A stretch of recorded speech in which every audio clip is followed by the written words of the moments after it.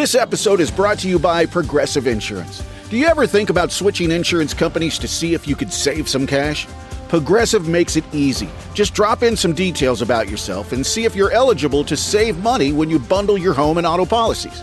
The process only takes minutes, and it could mean hundreds more in your pocket. Visit Progressive.com after this episode to see if you could save. Progressive Casualty Insurance Company and Affiliates. Potential savings will vary. Not available in all states.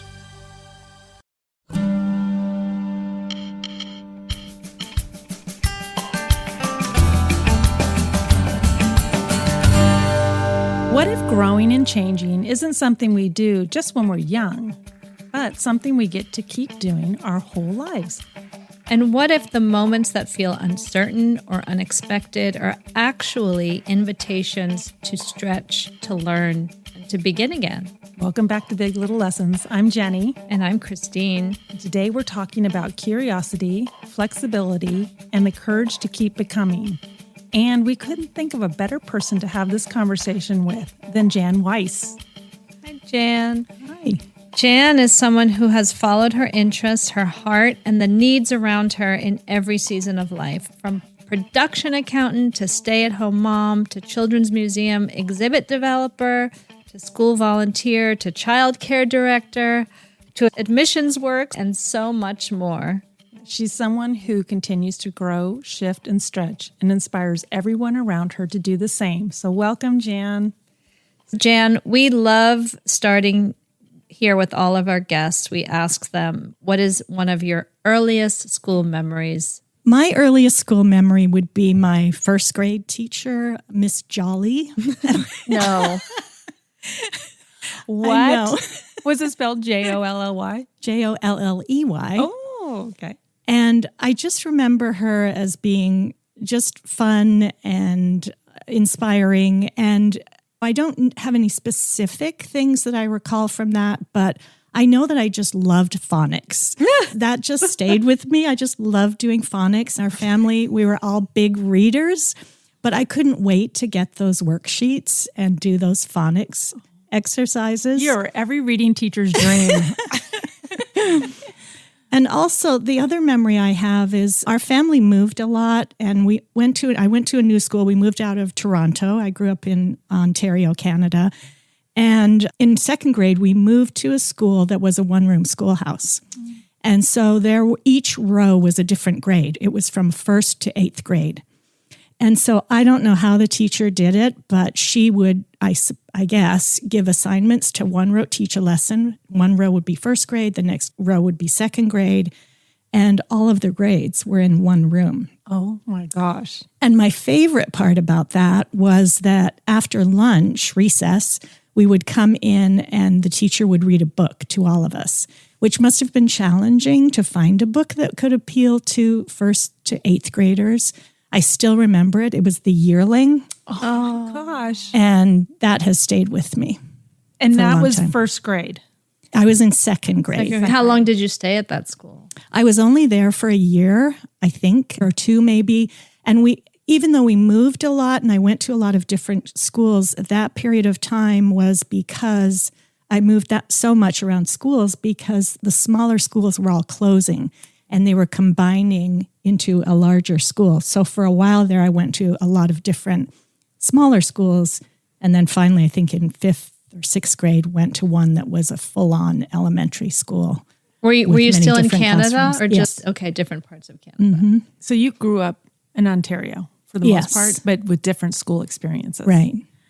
That explains a lot about you. Yeah, it really does. In the best way possible, because I mean, you had to be very adaptable and patient because the teacher was attuning to others and different grade levels. And I've always am amazed when we see students that have older brothers and sisters. They learn almost through osmosis. So I'd imagine as a second grader, you're picking up stuff from the fourth graders, fifth graders, and so on. Right. How many kids were in that one school? I don't even know if there were full rows either. There could have been maybe 4 students in one row and maybe 8 in another. But in my mind's eye, I can see all those rows and really just sitting listening to that story after lunch every day. Yearlings. Yeah. And God bless that teacher. Yes. Can you imagine being a teacher? Well, tomorrow's plans are like 10,000 lessons. Wow. What were you like as a child, as a learner? I would say, I think you already said it, I was observant. I'm a third child in our family. So I think, those lessons were always coming from my older sisters. And I was just watching all the time. And sometimes didn't have a voice. The third child sometimes doesn't and has to really speak up and advocate for themselves. But I think I was more listening and watching. That makes, and so there was 3 of you and you were the youngest? Or? There's actually 4. Oh, My okay. younger sister came along later. And so I'm a middle child too. Very good. Oh. And then when you were little, were you the type of kid that tried lots of different things, like as you have done that in your lifetime, or was that something that evolved? I think I did try a lot of things. Again, I was seeing my older sisters do a lot of different things. And sometimes as the younger one, you just have to go along with whatever's happening, whether you're going to a practice because someone else is doing that. But yeah, I think, my parents really had a lot of different interests and we did a lot of different things as a family as well. That's really lovely to hear. I'm curious, how did you come to the States? So actually, I was born in England. My parents immigrated from England. They always told us that they moved for a better life for us. They had lived through the war in Britain as young people, and they both actually were in the service, although that was after the war ended. And so my understanding is that there was a push on from Canada and the States that needed people to come and work. And I think they first thought about the States, and I'm not sure what happened there, if Canada just came out first, but they came here. My father came first, and then my mother came with 3 young children, probably never having been on a plane before. I was, I think, 1.5 years. So she had 3 little ones and came by herself to meet my father here. Oh, brave. In my 20s, I had an opportunity to move to the States. And I guess I did the same thing. I just jumped and came to a different country, or a new country for me, and not really knowing much or many people here. I knew obviously about the States. So just to give some context, Kristine and I have known you for over 20 years now? Yeah. About 20 years? Jan and both of our sons went to preschool together. Oh, my God. And so we connected there. Yeah, so you go back even further. Yeah. And so we were just saying before we started recording, one of the gifts of doing this podcast is having an uninterrupted conversation. And so we're just with our mouths dropped because I didn't know all these things. I know. Jan, and I've worked closely with her for many, many years, and Kristine as well. And so it's so fun to have this uninterrupted conversation about you. So, all right. So you've worn many different hats over the years. So do you want to tell us a little bit about why you came to the States and what you first started doing? Yeah, I started off after school. I mean, I grew up in the time when like Mary Tyler Moore was my idol and I couldn't wait to, have a job in my own apartment and be this independent woman. I started off, I was always good at math. My parents had said, I did all the secretarial sort of stuff in high school. I did typing and shorthand and those kinds of things because from them, it was like, if you have this, you'll always be able to find work. And so I started off in a bank, and then I applied for a government job, which was in British Columbia. We were living there at that time, and that was for a publication called Beautiful British Columbia magazine. And after about 6 months there, they started a film commission for the province, which was to attract film into a province. So I applied for that and got that. And as I was working through that, I was touring producers and directors around the province, showing them our locations. And I was offered a job by one of the producers. And so that was a little scary because that meant I was out of a sort of structured environment in a government job with benefits and so on to freelance. But it was super exciting to be offered something like that. So I did. And along the way, I had to do temp work in between jobs. And I remember I asked my parents for a loan once to pay my rent. And then I just felt so bad about that I couldn't wait to pay it back, and really realized, you know what, I came to the place of, as a freelancer, going, I'm going to be okay. I know that I will always find work, whatever it is. Even if not that, I know I have skills that I can use elsewhere. So anyway, I was freelancing in Vancouver, and a film came in where I was a local hire. And after working on that film, the producers asked me to come to LA and finish post-production. I was in post-production accounting at the time, and for 6 months. And so again, that was an opportunity that presented itself, a door that opened. I hadn't ever been to LA before, but it was sort of palatable in that it was for 6 months. And I thought, well, I can do that. And now 40 years later, I'm still here. 40 years you've been in Los Angeles. Looking back on that time, doing temp work and then 6 months, what gave you the courage to keep going? You said, I came to a point I can keep going, but there is a certain level of courage and bravery. What do you think that came from? I think I found that confidence in myself being a freelancer and knowing that no matter what, I could take care of myself. But also I think it was that modeling from my parents, and they started fresh many different times. I mean, my father, when he came to Canada, he was selling vacuum cleaners door to door. He was doing all kinds of things to support his family. He had been an engine fitter in Scotland, and he then found an engineering type of job. But for a while, it was very difficult. And even with the incentive of wanting people to come to work in that country, it wasn't easy. They were turned away from places because there were signs saying, we don't want this type of person here. Did. When I found that out, I felt so bad and embarrassed for Canada in that moment. Yeah. And yet, that's not how I see Canada, by the way. But, it was the 50s, and there were certain things that, happened during that time. Anyway, and my mother did the same thing. She was a dressmaker. She, sewed clothes for people. She ended up in the same entrepreneurial kind of freelance way. She was making tennis dresses for women. And somehow the company, it's a department store in Toronto, Eaton's, either she approached them or someone introduced them. And the next thing you know, they were asking her to sew these tennis dresses for the department store. She went on to do so many things. She was also in administration. She was a writer. She started writing when we were living in Manitoba.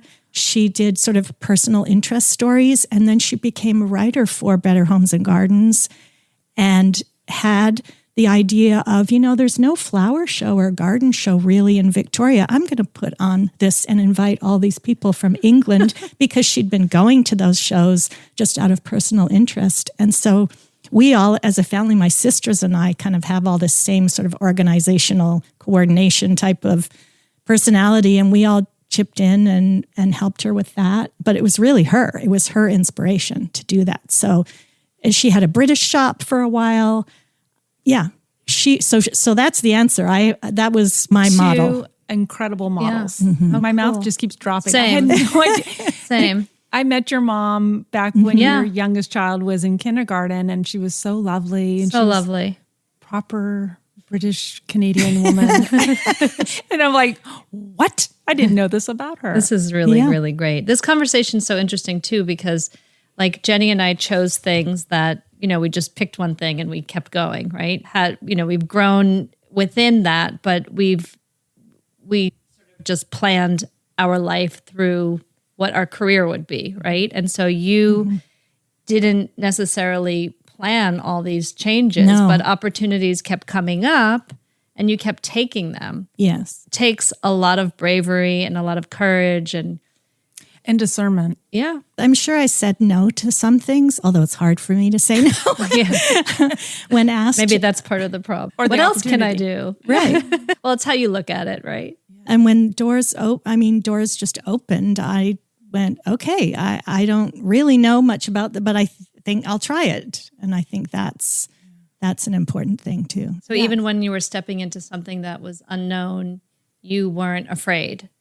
I might have been a little afraid, but I think the curiosity and the interest around trying something new, again, I wasn't constricted by a path that I thought I was going to do. It was something that kind of things came along and I went, okay, yeah. And I will say that it felt as well like an advancement of some kind, that it wasn't going backwards, if that makes sense. Yeah, for sure. Yeah, it seems like each thing kind of was another stepping stool for your next career or passions or whatever. Mm-hmm.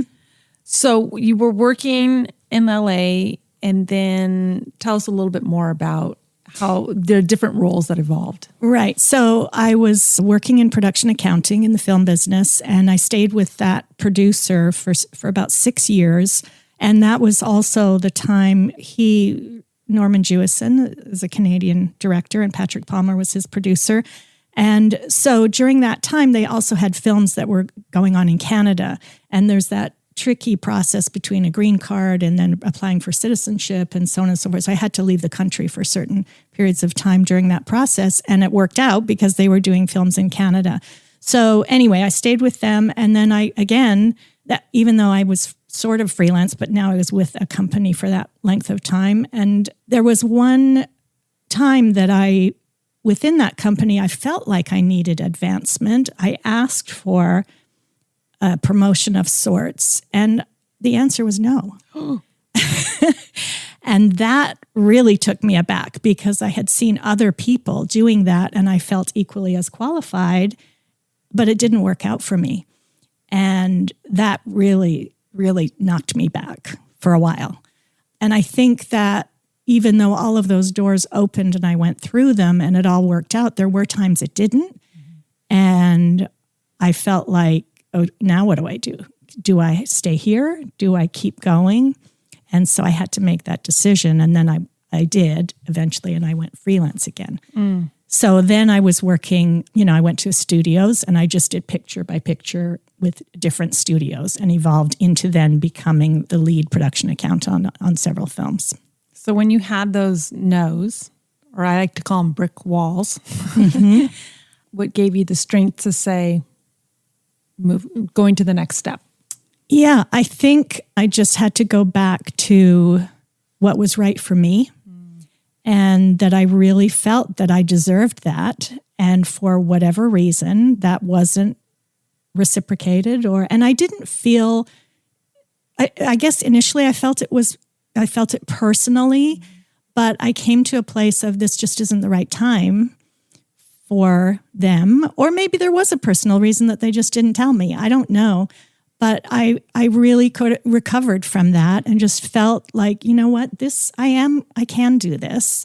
And I don't know where it comes from. Again, I just have to go back to all of those transitions, all those moves, all those times of having to make new friends in schools. And in fact, when I was a senior in high school, my parents moved away. Oh, wait. And I was midway through my senior year, and they decided to move elsewhere for whatever journey they were in that would be a better move for them. And of course, I was invited to go with them, but I just said, I've moved and been in so many schools.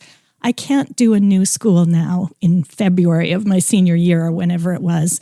And so my older sister was still in Winnipeg, which is where we lived at the time, and I stayed with her until I finished school. And eventually did move to the city where my parents moved. But yeah, there were things like that. How did you feel about your parents when they did that?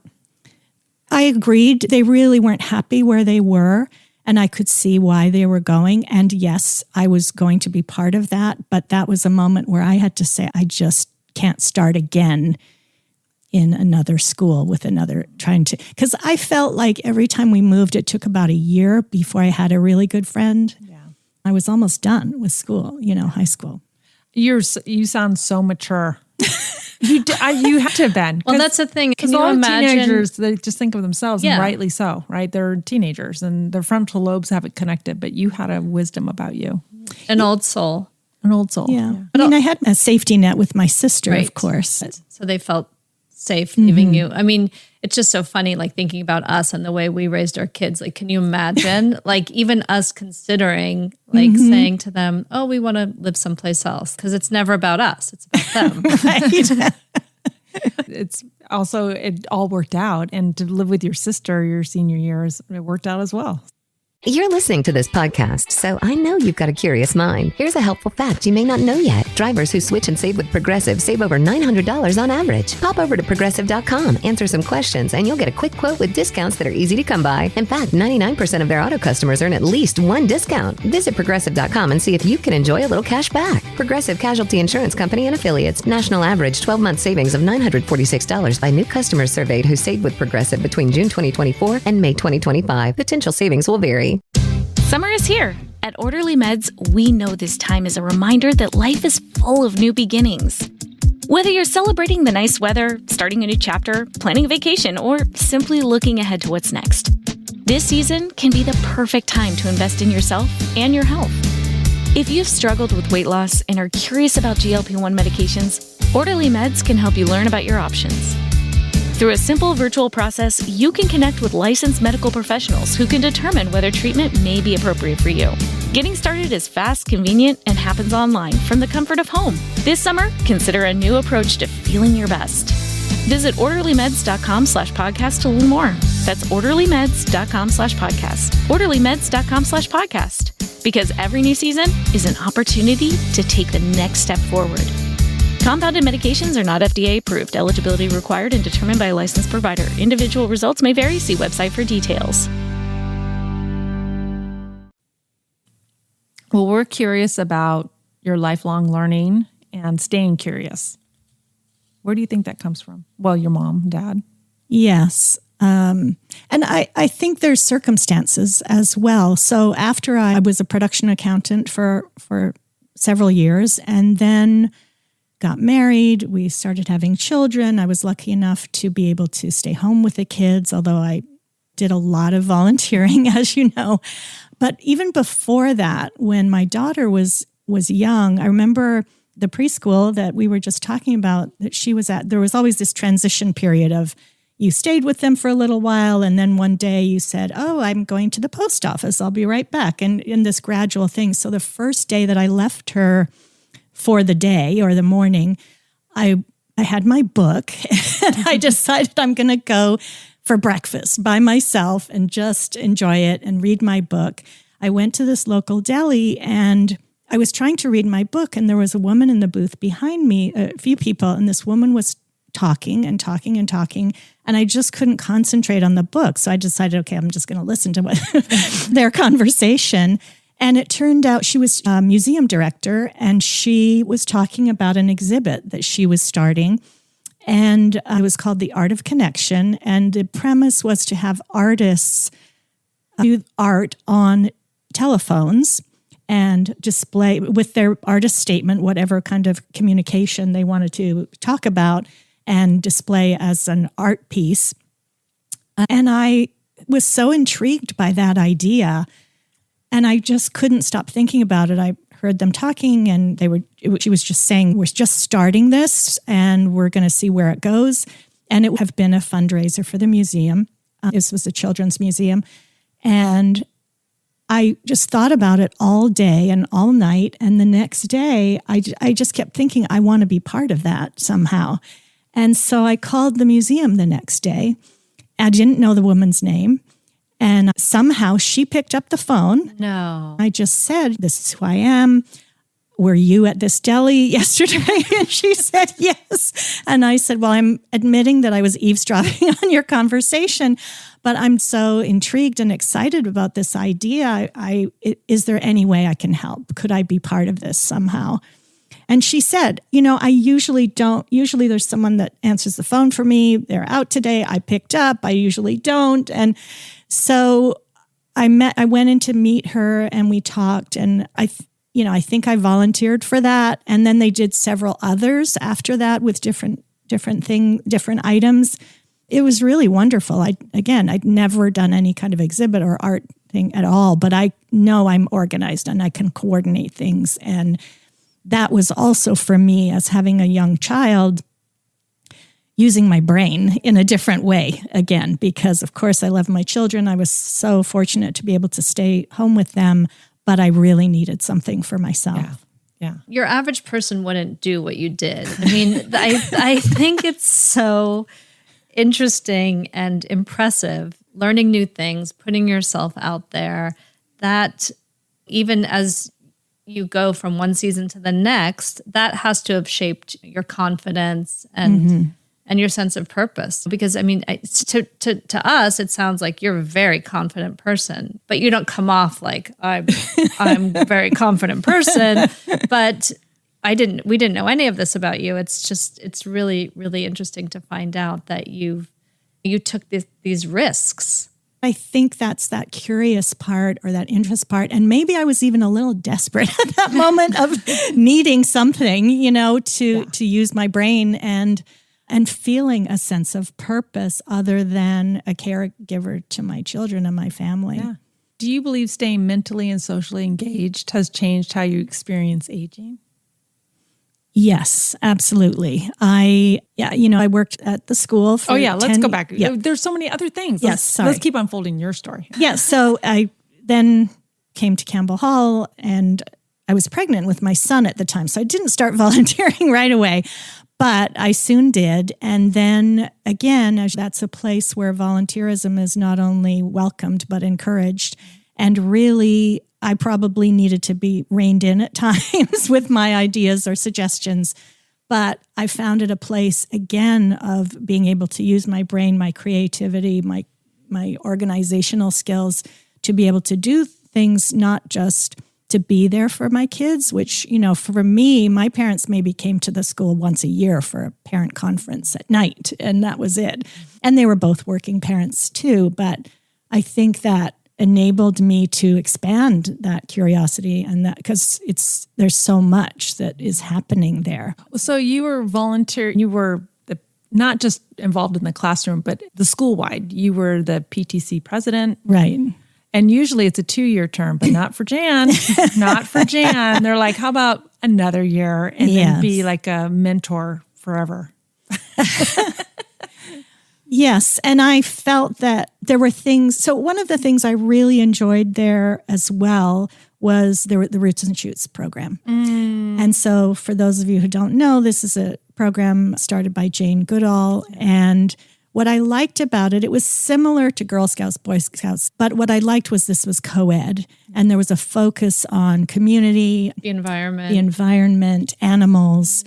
And so that program had come to Campbell Hall before me. It had been there a few years already with an upper grade, an older grade. And so a couple of parents and I decided, let's try this for our class. And so we put out the word, and we were so shocked out of a class of 50 that 46 kids said yes. Wow. And we thought maybe 12. And so then again, it just opened up everything, not just the number of kids, but with those focuses, there were so many things that we could do. Oh, there were so many things you could do. I know, she's so humble. She's confidently humble. Yeah, I mean, we did little planting projects, on campus. And then one night we decided to go to the Natural History Museum and do an overnight there. Although I did insist that parents be there for that because I didn't want to have 46 kids overnight with just a few parents. We went to the Channel Islands.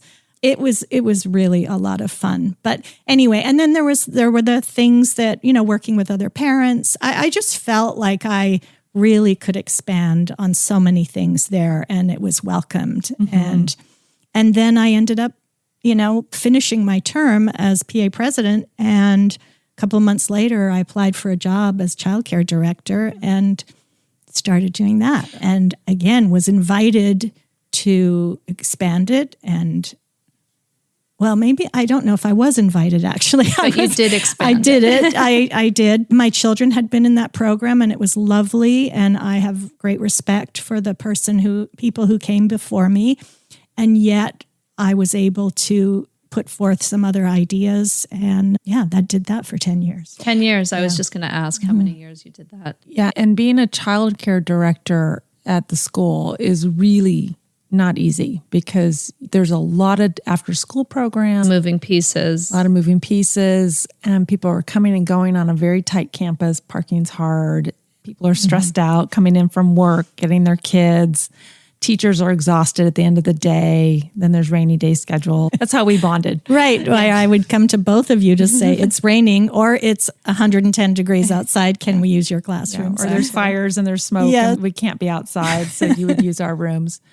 But that was not an easy job. That I always admired. That's how I really got to know you, was watching you in that role.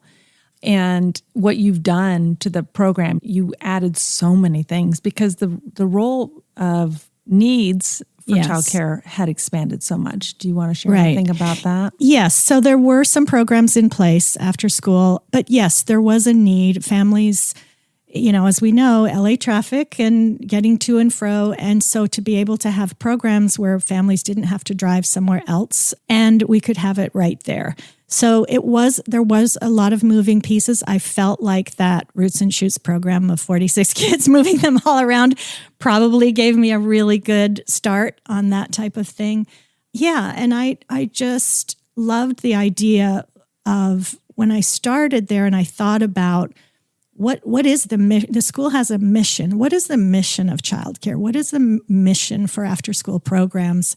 And I really felt that looking at my own childhood, when we were kids, we just went out the door and played with whoever was in the neighborhood. And it was a range of ages and students. And so I kind of presented it or phrased it as the new neighborhood. And always that program has been multiple ages. It has been a place of just free play, which is so valuable, as you know.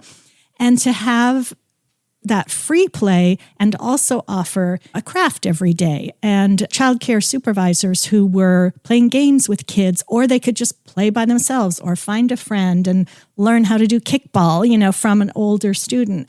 That just had so much value for me and for them, hopefully. And I also felt that there were students who wanted more of a structure, wanted to learn. We had a dance program already. We had an after-school music program, but there were other things that parents were asking for, like chess and tennis and different things that they wanted. And we were able to do that. So after those 10 years, you started working more. You left childcare, but you didn't leave our school. So that was another transition. It took me a while to even think about the word retirement. I'm curious, do you consider yourself retired? It's funny because when I'm on campus, I still see people. So that was 2 years ago that I said I was retiring. And people still say to me, hey, I thought you retired. What are you doing here? And so now I say semi-retired if I need a label. That's what I say. But it took me a while to even think that, is that me? How could I be saying I'm retiring? Right. And I don't feel like, but I definitely felt like, again, I had been doing that role for 10 years. I needed another change. And reflecting back on this, I realized that I think being in the film business as well, going freelance, there's something in me where I was able to do one thing for a certain period of time, and then I needed the next thing. Anyway, so I had to wrap my head around, what does retirement mean? What does that look like for me?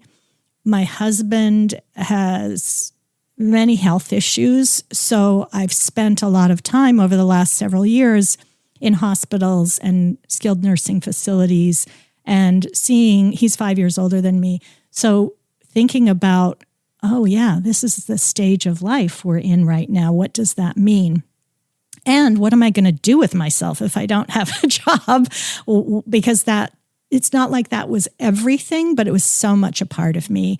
And working full-time at Campbell Hall is, the community is everything as well, because I have so many friends and connections there. So anyway, but I had to do it. I felt like it was time for me. I felt like it was time for the next person to bring in their perspectives, their ideas for the program. And I was lucky enough to be involved in that process. And the person who's there now is doing amazing things. And so it's really nice to have been able to pass that along and be able to let it go as well. And so, yes, as you said, I'm still there. I'm now doing admissions work. It's part-time and it's plenty, I've really enjoyed that. And again, I have that feeling of community, being connected, and interviewing families and children is so rewarding. It's just amazing meeting these young people that they're looking to me to tell them what is Campbell Hall all about. And I'm asking them, what are you all about? What interests you? And which is hard for an elementary student to even articulate that. But it's amazing, some of the things. I can imagine. I'm 7, waiting for this loose tooth to come out. I would say the majority of students I speak to are probably incoming 6th graders. Okay. And so I know you have your question about what's your first school memory that you do, but mine is always, what are you reading? I just feel like that tells so much. It does tell so much. That's a great question. Yeah, and it just opens up, because if you have, even if it's not right now, like what's your favorite book or something, that kids come alive when they talk about that, and it relaxes them as well, and then you can carry on the conversation. Is there something you've learned in the past few years that made you feel energized or proud? I started thinking about what am I going to do?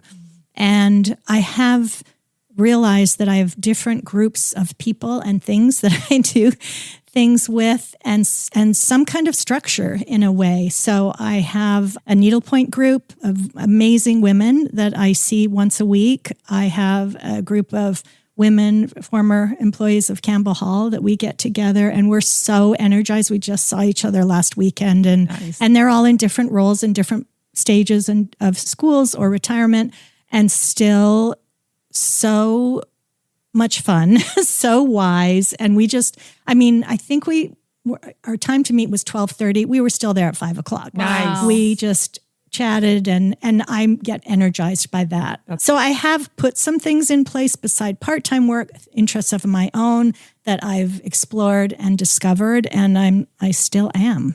Wonderful. So something tells me you will continue to say yes to new experiences. Yes. I also know what I'm not ever going to do, like skydiving or something like that. I have closed the door on that. Did you want to one time? I did. Oh. Yes, I did. And I even thought I would, if given the opportunity, I would go to space as well. But I now realize I have a little bit of claustrophobia, so I don't think that I would be able to manage that. That's what's keeping you back. Yeah, that's what's keeping her back, is claustrophobia. Insurance isn't one size fits all. That's why drivers have enjoyed Progressive's Name Your Price tool for years now. With the Name Your Price tool, you tell them what you want to pay, and they'll show you options that fit your budget. So whether you're picking out your first policy or just looking for something that works better for you and your family, they make it easy to see your options. Visit Progressive.com. Find a rate that works for you with the Name Your Price tool. Progressive Casualty Insurance Company and Affiliates. Price and coverage match limited by state law.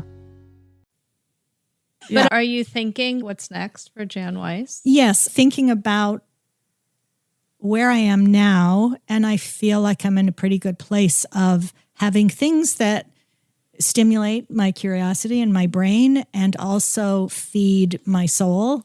We talked about going to Scotland. That's a place of peace for me, and history. My father's Scottish, my family is from there, and I was going to this particular island. I went as a child. In fact, I was christened there. I was the second last person to be christened in this tiny little church, and then later converted to Judaism. So, I mean, who knew? Who knew?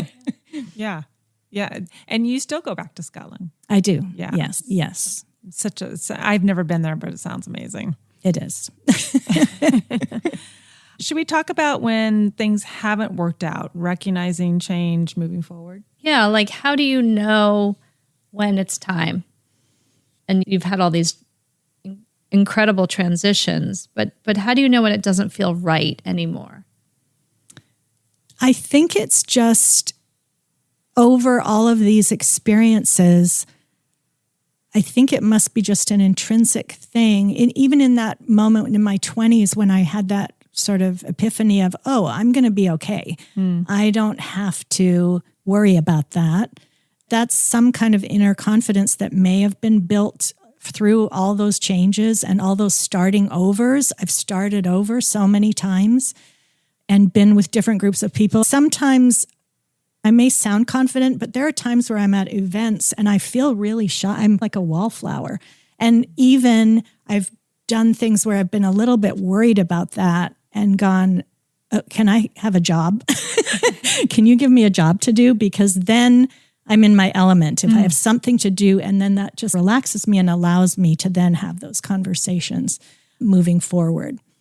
Rolling up your sleeve and getting in there is a good way to, when you're in a situation you're not quite sure or you're feeling a little shy, find something to do will help alleviate that. Yes. And I think that it's just intrinsic, right? That you just know. Again, it takes me a while. I have to really think about it and reflect on it. And even little projects where I've been trying to work something out and it's just not working. And then thinking. Also, by the way, cleaning helps a lot.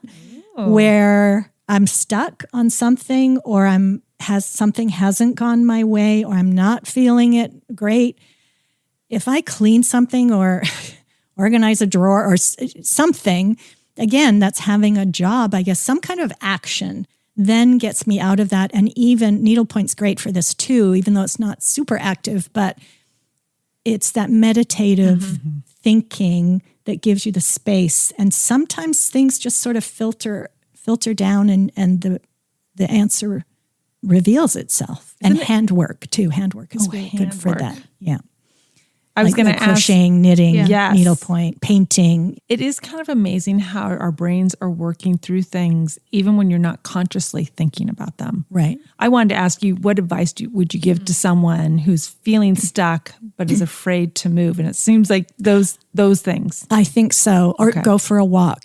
Try to just do something when you're not actively, your brain is working so hard on something, trying to figure it out. And if you just get away from it for a minute, or even a nap, or, sleep on it, And then in the morning you go, oh, I know what I'm going to do. I think time as well. For me, anyway, that's how it works for me.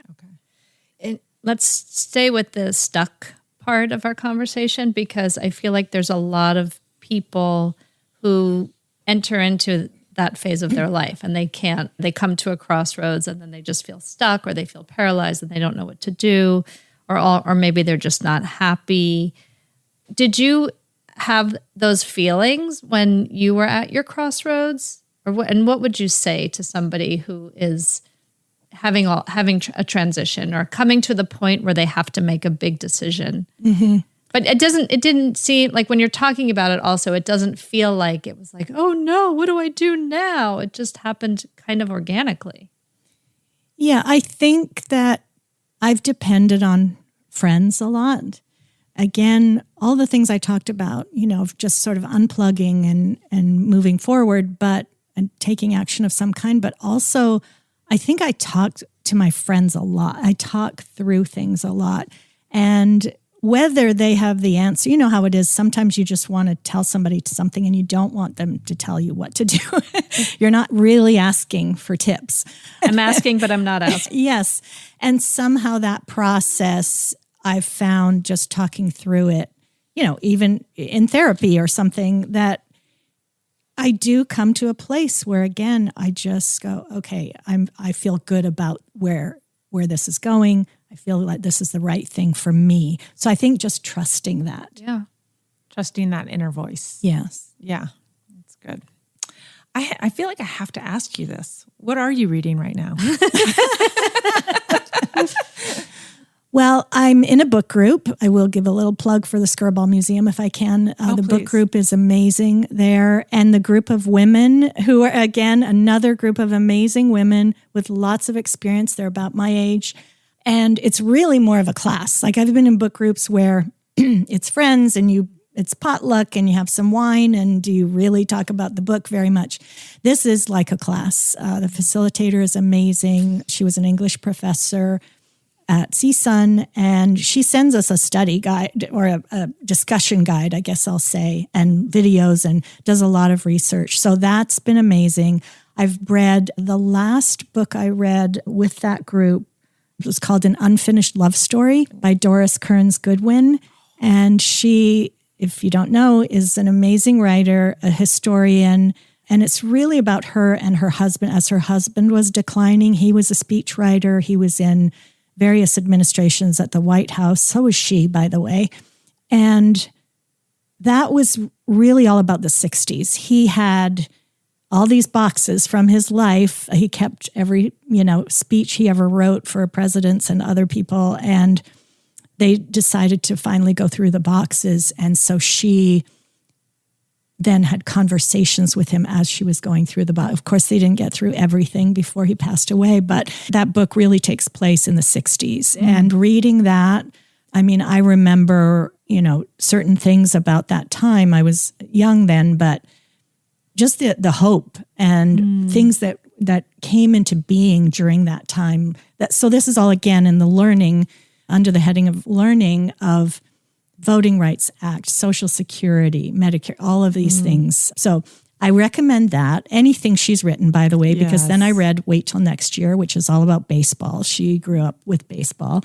Well, I'm not really a baseball person, but she's just such a great writer. She is a great writer. And then I just started Whistler by Ann Patchett. So I'm also reading that. Yeah. I have the book on the bookshelf ready to read. Does that count? Oh, that's awesome. Yeah. No, I think because you mentioned you loved phonics way back in first grade, and you've always been an avid reader. Do you think reading has unlocked some of that curiosity for you, or? Oh, definitely. Okay. Yes. And I also have found, just in terms of sort of doing something new, it's not like audiobooks are new, but as part of this book group, sometimes I found myself before the next meeting, I'm only halfway through, maybe I'll listen to it on audio. And I was kind of a snob about that. I felt like, oh no, you have to read the book. And so for Doris Goodwin's book, I listened to most of it rather than reading it, because I also love her voice. I just love listening to her. So again, I think that was new for me to really be, and I just did a road trip. I had an audiobook for that as I was driving. It's not cheating. I agree. I keep saying that to myself because it's the way that I mostly, quote unquote, read. Yeah, because I'm in the car a lot. Mm-hmm. I think audio is awesome. Me too. I'm a big fan of it. I am too. And you are using a particular part of your brain that's different. I think it's an important one because people struggle to listen. And so I think having an audible actually strengthens your listening skills. So as someone who's always struggled with listening, I think audibles are amazing because it helps me to listen better. Yes. And actually, I had this thought the other day that this is me going back to second grade, listening to my teacher read The Yearling to me. It's really, who doesn't love being read to? What a great wraparound. It's true, Jan. We love you. Should we do our little speed round? Let's do it. Okay. What is one word that describes the season of your life? This actually does surprise me. The first word that popped in was excited. I don't know what's next. I've been following this path that I didn't even know what it was going to be. And so what is next? I'm curious. I'm still learning new things, still being interested. What is something you tried that didn't work out but taught you something important? I have a friend who is also retired, who later in life, she always loved to dance, and she decided to start taking dancing lessons, and went to a school of dance, I guess, and really got involved with it. This was a couple of years ago, and now checks out different places. So she invited me to join her for a foxtrot dance class, which I felt like, I know how to do that. My father taught me how to do that. So I went, and she said, the beginner class is first, and then they have the next level after. And when I went, the teacher just told me to stay for the second class. So you can stay if you want. And I said, okay. I did the first class. I felt like I did pretty well. And then stayed for the second one. And about 5 minutes in, the teacher came along, and I was just kind of watching what people had done. And she came up and said, "How are you doing?" And I said, "Oh, I'm just watching as I'm doing it because this is my first time here." And she said, "Oh yeah, don't stay." And I was like, for a minute, I was crushed. Meanwhile, 4 people before that had said, "Oh yeah, just stay. It's fine." So I really, again, was kind of stopped in my tracks. And I either, it was a little hard to swallow, but then I just started laughing because it's kind of like how many, also I'm in a choir, so many people, this is a community choir, so many people in that choir were told as children in school, just mouth the words, don't sing. And people carry that around for so many years. And so that's the beauty that I love of a community choir. There's no audition. You just go because you want to sing, and you don't have to be doing the solo. You can just enjoy it. Well, Jan, I think there's got to be another dance class for you. That's the right one. Yes, I will go back. I will go back. Yeah. I mean, don't let that one teacher deter you. Well, and that's in fact, it. we know. Yeah, that's why, it's just like, okay, I can laugh about it. It's just a funny thing. It's not going to stop me from doing anything. Yeah. If anything, you're going to learn that foxtrot. You'll be teaching your own class. Don't say no to Jan Weiss. Ever. Okay. Where's a place currently where you feel the most energized? Well, I talked about Scotland being a place of peace, but it has an energy. It's a very magical, this is the Isle of Mull. It's a very remote island. It's magical. It's home in a way too. So again, I don't know if I really equate energized and peace in the same way, but I love that. And I also, all of the places that I am in, whether it's at school or with the various groups I talked about, just the connections and the community, I really find that those, of all the things when I look at what I'm doing, they all have that component of groups and connection. Mm-hmm. Oh, it sounds beautiful. I hope to visit it soon. Okay, coffee or tea? Tea all the way. I would have been very surprised if it was coffee based on your British upbringing. Yeah. Do you put it with cream and sugar? Oh, yes. Yes. And the I bet you stronger, make the a better. great cup of tea. Yeah. Black tea Black tea. with cream. Milk. Actually, milk. 2%, and sugar. 1%. Either one is fine.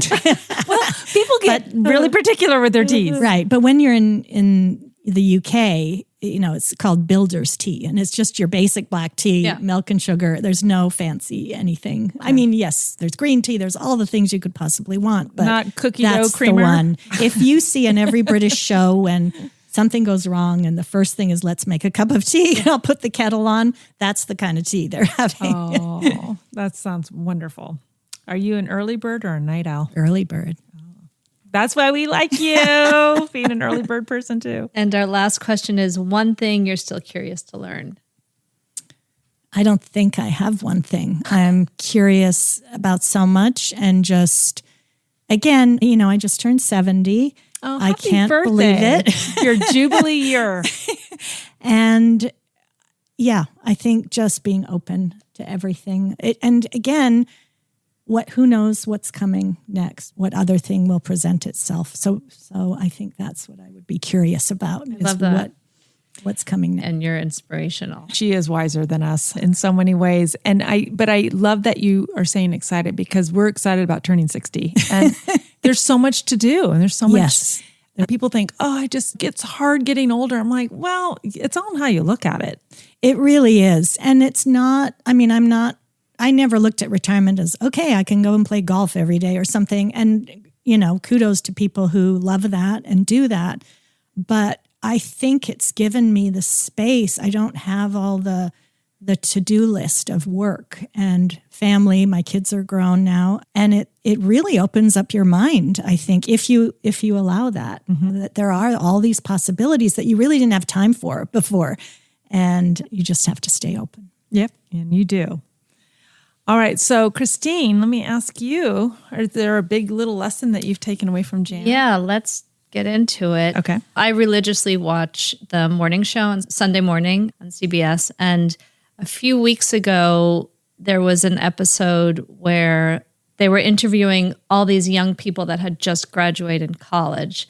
And the young people were really struggling with finding jobs having to do with what they studied in college. And then the other thing she talked about was networking, like what you did when you made that phone call to the museum, on some level, just talking to people and being open and being curious and accepting that, oh, I could learn from this experience. It might not be really what I want right now, but it will take me to my next experience. So just so important to have that mindset. And I think even if you have a job that you love and you've been doing it for a lot of years like I have, I do think about all the other things. We're always searching for what can I do to fill that part of me and take a dance class and, fill all the parts of yourself. Yeah. Well, that's a good big little lesson. That's a lot. Sorry. No, but but that's what we love about it is when talking to you, Jan, is you open pathways in our brains to all the things. And I would say my big little lesson is when you were saying each journey from doing freelance work to being a mom, to being a volunteer, to childcare director, and so many things in between and beyond, that each has moved you forward.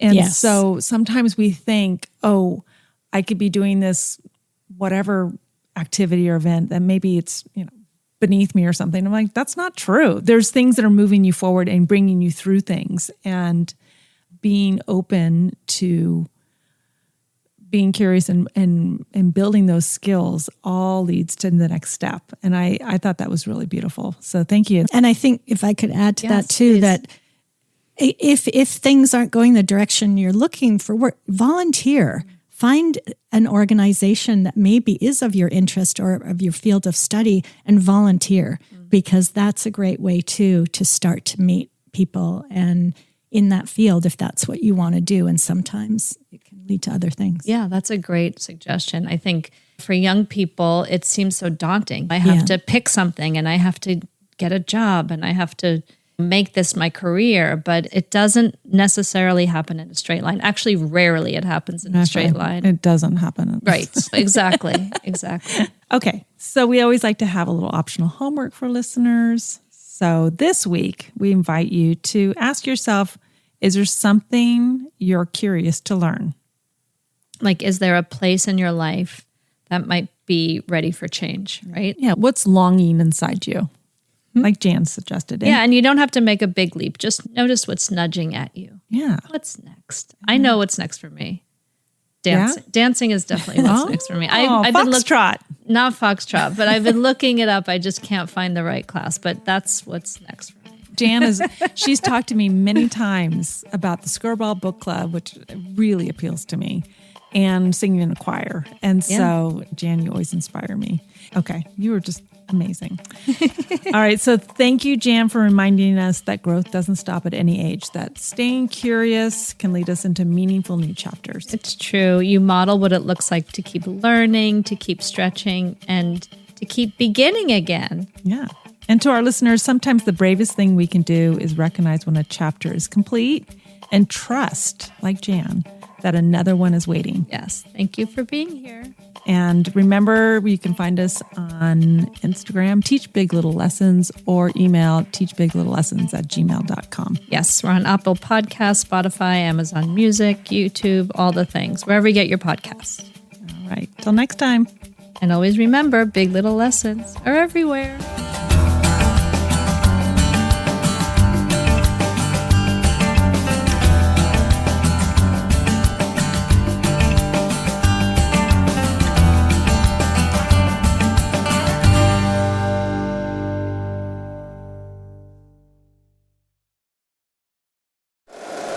If you like the show, please take a moment to rate, review, and subscribe. It really does help the show to grow. Thank you for listening.